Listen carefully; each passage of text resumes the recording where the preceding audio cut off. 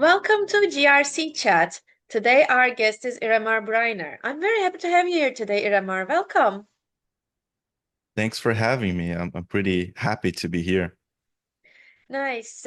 Before we start with our topic today, can you shortly introduce yourself to our audience?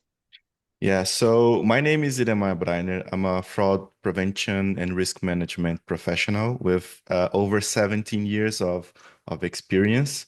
I had the opportunity to lead fraud teams across different industries, from ride hailing to banking to digital entertainment.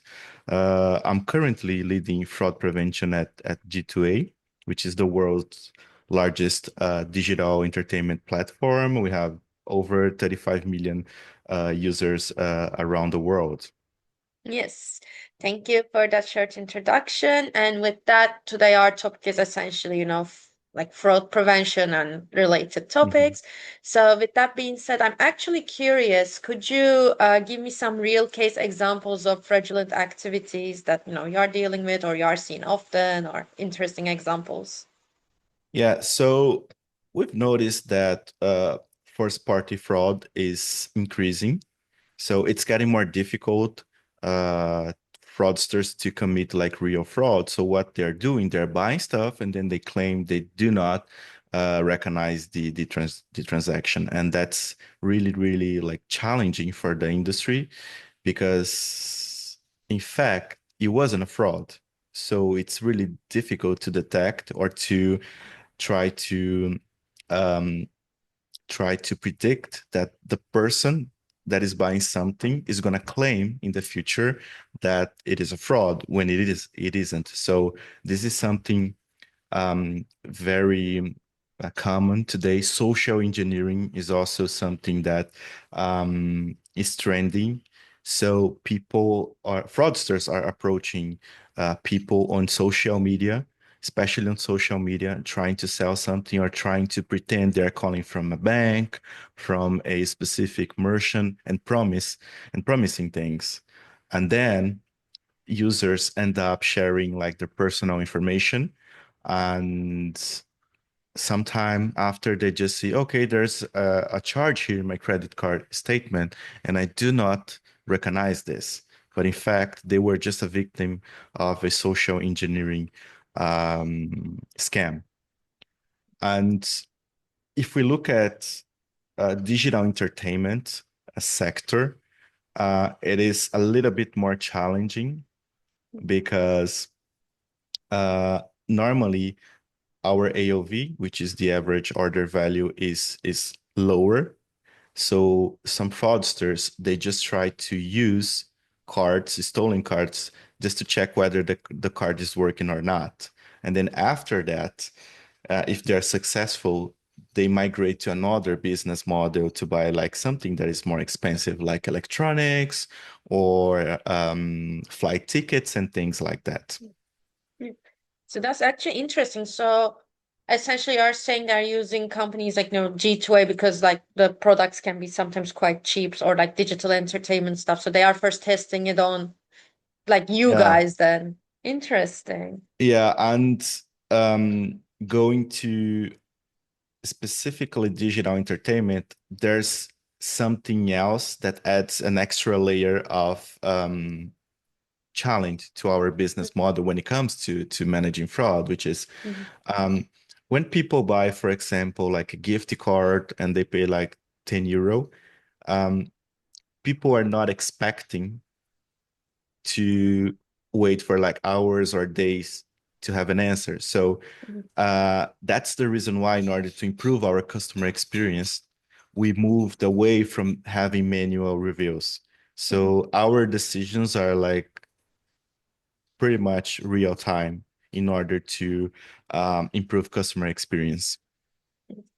Thank you. And of course, you mentioned some challenges, digital entertainment is facing when it comes to managing fraud prevention. And I'm actually curious to also hear for other industries or other, kind of companies, what are some other common challenges regarding, managing fraud prevention, like more generalized? Yeah, that's a very good question because when you talk about fraud prevention, we need to take into consideration the current context of the world, economically speaking, because when people are going through like a very difficult financial situation, people are more likely to be scammed.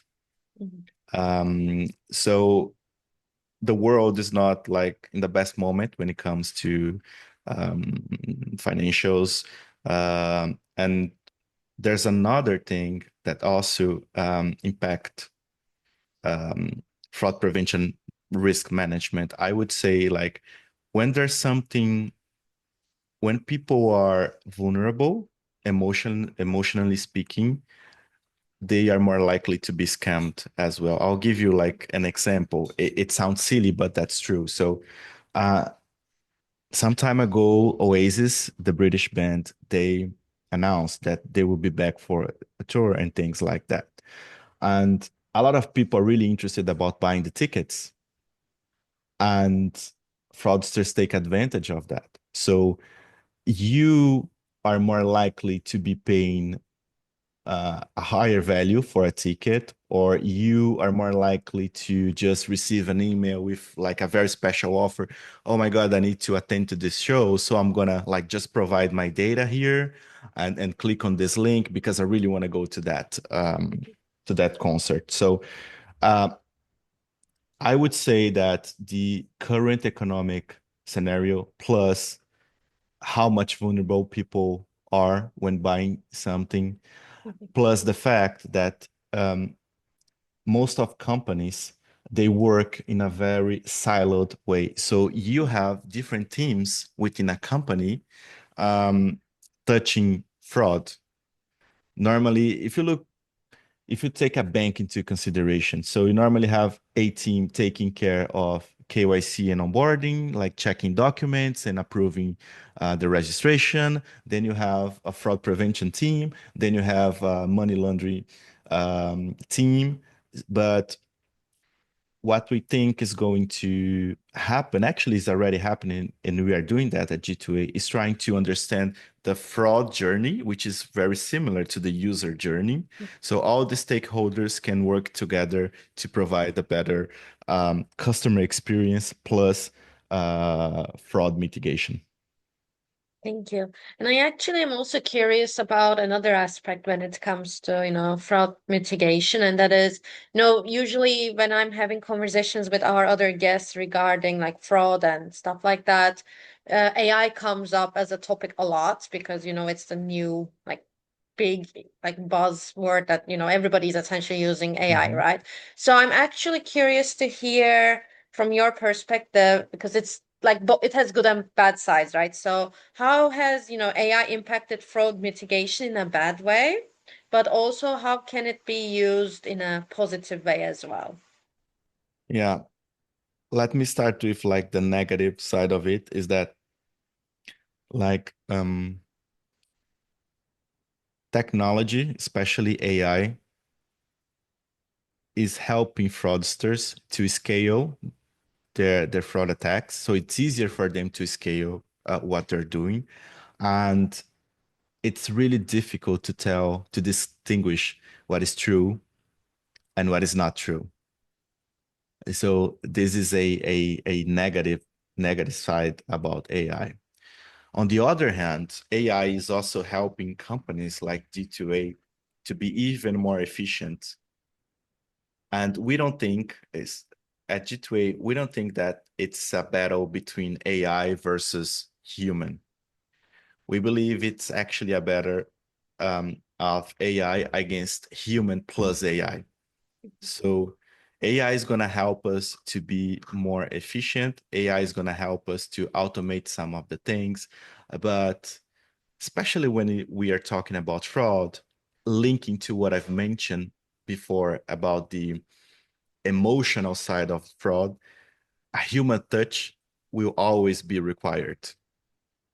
Yeah. Maybe not as much as it was like 10 years ago or even 2 years ago, but a human touch is always going to be necessary because there's still things AI cannot touch when it comes to fraud prevention. Thank you. And with that, I have one last question, and that is, could you share a few, takeaway points for our viewers to, maybe start implementing? Yeah, I think looking to the present and trying to understand the future of fraud prevention and everything, I think this combination that I've mentioned between AI plus human is going to be key. And I think the companies that are able to understand like the global economic scenario plus the human side of fraud, the emotional side of fraud, plus how to use AI in a most efficient way possible is going to be the one is going to be the company that is going to actually, or the companies that are going to be actually able to mitigate fraud in a best way. Yes. Thank you. And with that, that was all I had on my side. So once again, thank you so much, Iremar, for joining us today. And I think it was very insightful. So yeah, thank you. Yeah, thanks for having me. It was really interesting. Yes, likewise.